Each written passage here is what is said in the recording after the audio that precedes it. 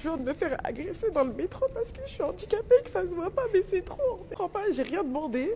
J'ai voulu être une personne correcte. J'ai voulu faire les choses bien, déranger personne. Enfin, dans ces moments-là, en fait, il faut déranger les gens, en fait. Ça, c'était ma réaction à chaud hier en sortant du métro. J'ai un handicap invisible dû à une maladie que j'ai, la fibromyalgie. Ça crée des douleurs un peu partout dans le corps. Hier, je sors d'un vernissage au Palais de Tokyo. Je suis restée un moment debout de quand je commence à avoir des douleurs au niveau des genoux. Arrivé sur la ligne 9, je vois que le métro est blindé. Impossible d'accéder aux places prioritaires. Je demande gentiment à une dame qui est adossée à un strapontin de me laisser sa place. Elle accepte. Ça m'évite de déranger les gens et de lever les gens qui sont déjà assis. Et là, j'entends un monsieur qui commence à déblatérer dans mes oreilles et je comprends pas tout de suite, mais il parle de moi.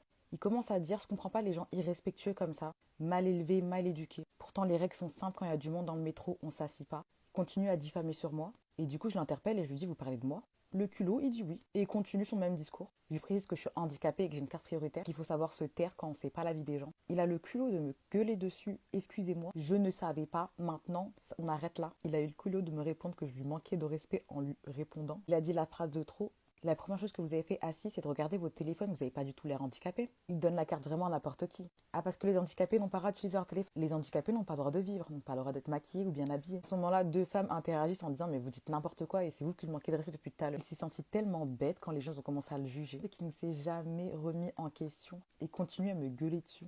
J'ai juste un truc à vous dire, ne vous taisez pas. 2025, faut choquer les gens. Je suis pas ta petite. Tu me respectes et apprenez à vous mêler de vos oignons et tournez 7 fois votre langue dans votre bouche avant de parler.